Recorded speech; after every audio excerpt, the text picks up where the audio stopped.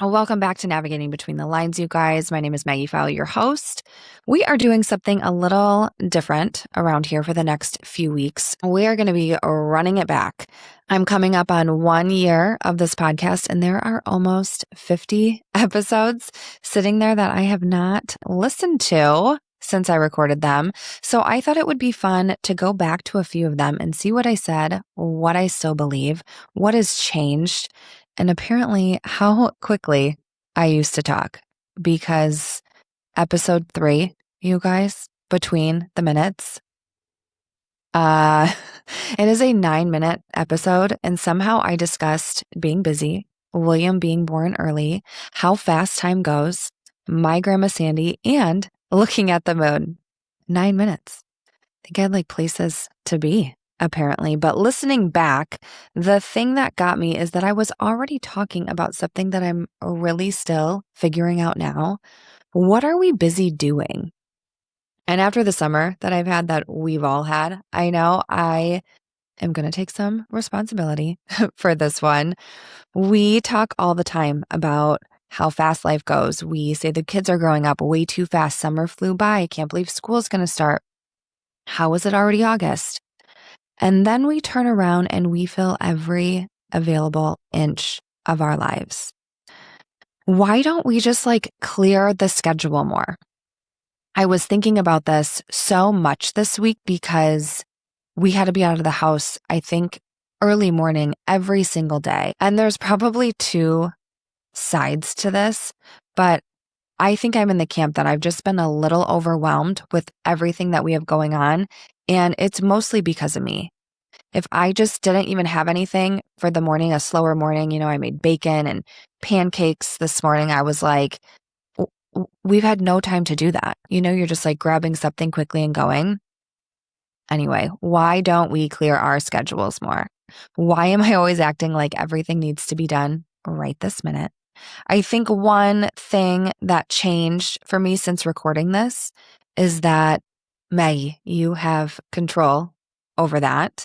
Not over time moving, that's going to go fast no matter what's happening, whether we like it or not, but over how much I cram into these days. Let me ask you a question.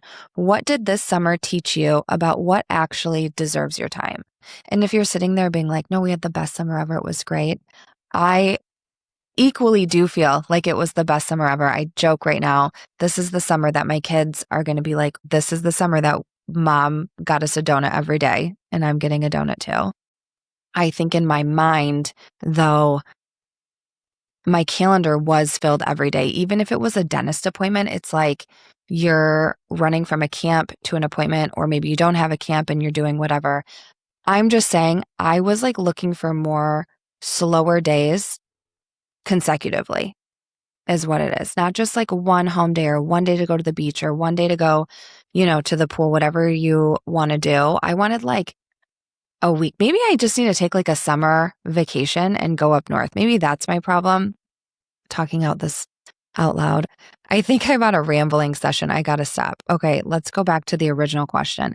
What did this summer teach you about what actually deserves your time? Listen, we all know how fast it goes. I don't just want to keep talking about how fast it goes. And hopefully I don't talk that fast anymore that I used to. In that episode, there's also a part where I talk about William being born early, which I completely forgot was in there. Again, how did that story fit into 9 minutes? I'm not sure. And I talk about something my grandma Sandy said about those moments when you have so many thoughts and feelings that you feel like you need to figure them all out right now. That's just a feeling. You don't have to do that. That one still holds up. And so does the very last thing I say in this episode. Look at the moon. The editing does not hold up, but the moon does. So here it is, episode 3 of Navigating Between the Lines, Between the Minutes. We are running it back. Hey there, happy Thursday. Welcome back to season 1, episode 3 of Navigating Between the Lines. I'm your host, Maggie File. I don't know if you've listened to the other episodes. There are a lot more of you than I was anticipating. So to me, it's a little wild because I talked about this for so long, and it is a little hard to believe that it's the third episode already, just like that. I don't know, even if it sucks, I think I'm learning and I'm getting through the uncomfortableness. So thanks for being here with me again. And funny because today we're going to talk about time, not like what time it is or how many hours until this, but how we spend it, what we spend it on, the way that it can go fast or move slow. Oh, the Justin Bieber song, you can move faster. Okay, how it slips away. It's not an infinite resource, and I've been finding myself thinking about it so much more. Really sorry about that. I'm not a good singer, but that just came into my mind. Anyway, getting back on track. We only have so many hours in a day to do certain things, and there's so many distractions wherever you look. So have you ever checked your screen time? Have you looked at that little area on your phone? I'm not going to lecture anyone, just maybe think about that with what you're spending your time on. Some days you have a list and that's how your day's recorded, by how much you accomplished. And, I once timed myself emptying the dishwasher and it was like 96 seconds. Why do we wait so long to do the little annoying things? Because they really don't even take that much time at all. We waste more time dreading it than doing the dumb task. And then on the other hand, sometimes I get sucked into a good book and I just read for hours on end. Is that time wasted? If it's nighttime hours, does it count? Because it's not taking away from family time. So does that count? If it's filling you up, I don't know, that's time you're giving to yourself. Time just slips quietly, invisibly. 1 year turns into 3. We have birthdays, anniversaries, holidays, New Year's, where new goals are made for the year. Most are never achieved. Each passing, recognizing the time passed for us. We say we're busy, but busy doing what? Actually, I was at the gym this morning and my friend is going to a little retreat tomorrow, a wellness retreat. And I was asking her, I'm like, wait, what is this for again? I know it's like a wellness retreat, but explain it to me.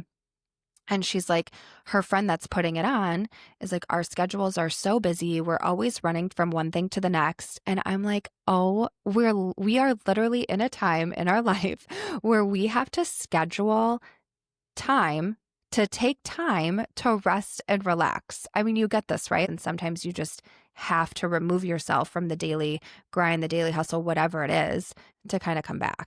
These are facts. This is a true thing.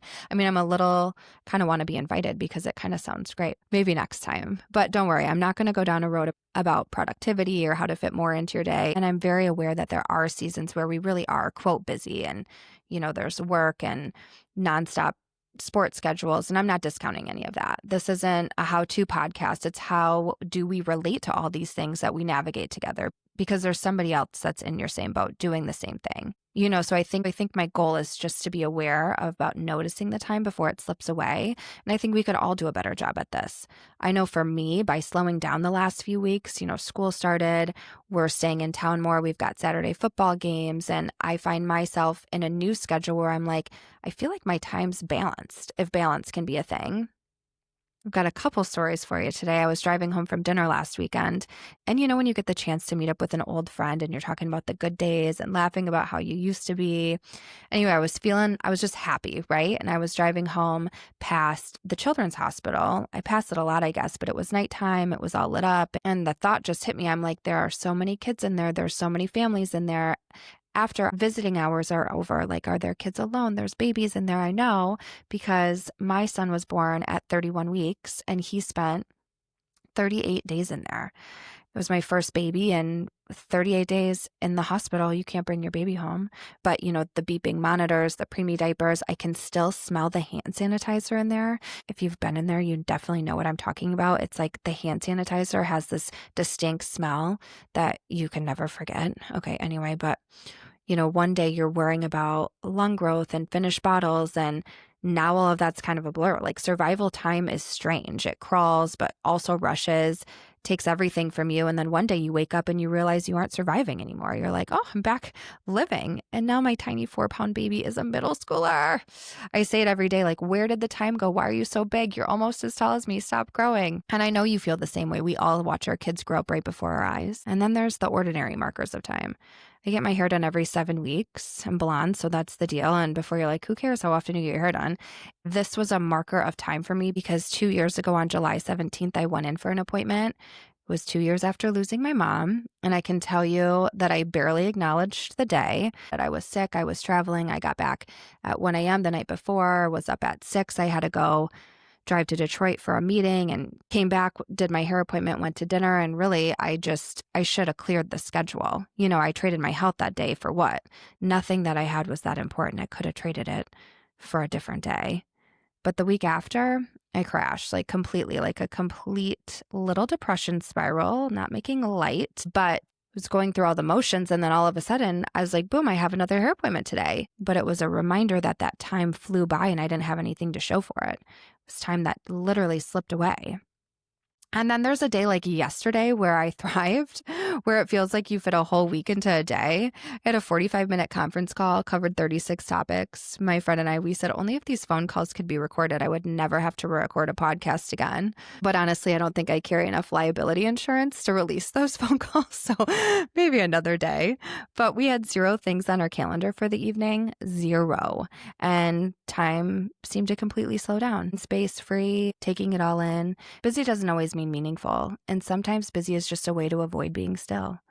And I get that. I'll admit sometimes we need that too. There's always a cost. Time for money, money for time, brain space for exhaustion, rest for brain space. If someone asked you 5 years from now what you remember about the season, what would your answer be? It's rhetorical, by the way, but ebbs and flows on repeat. I think time feels different for everyone. All the dates that take us back, make us miss the old days, make us grateful for the todays, the hope for tomorrow. They say we shouldn't look back because there's nothing in our past we can change. All the choices we made, the directions we took, the pain, the happiness, the friendships, the love, they're all a timestamp. I just got a card in the mail from my grandma, my mom's mom, which, by the way, side note, if you've ever given me a card, have it. 99% sure I could pull it up somewhere. A whole tote of cards from since like my 4th birthday. So anyway, don't ever be afraid to drop a card in the mail. And I try to do the same. That's not the point. But my grandma and I, we call it snail mail, and I love it. She filled 3 pages with her writing a note to me. It was the best. But one thing she said was, did you ever feel so overwhelmed with thoughts of things you want to do and you want to do them right now? I can hear her saying this to me too, by the way. And then she noted her list and the things that she got done with check marks. And I am like, yes, Grandma, every single day I feel like this. But she's 80 years old. And what a reminder that we're always going to feel this way, right? So it begs the question, and I am being a little dramatic, but what are we doing with our lives? Like, are we happy?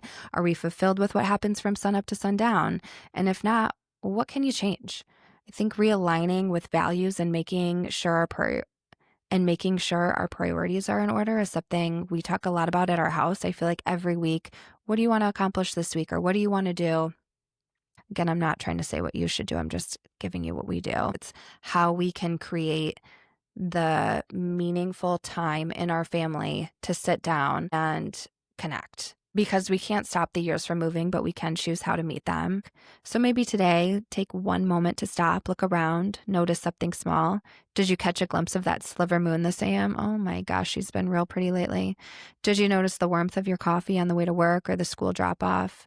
Stay awake later tonight. Catch the sunset if you can. It's been good. Maybe get the sunrise tomorrow. That's also been good. I feel like in those moments when your house is quiet, you can really slow everything down, and I'm able to have a better day because of that. Ferris Bueller said it best. Life moves pretty fast. If you don't stop and look around once in a while, you could miss it. Let's not miss it. This one was short and sweet, not to take up too much of your time, pun intended. So go make it a great day, okay? Over and out.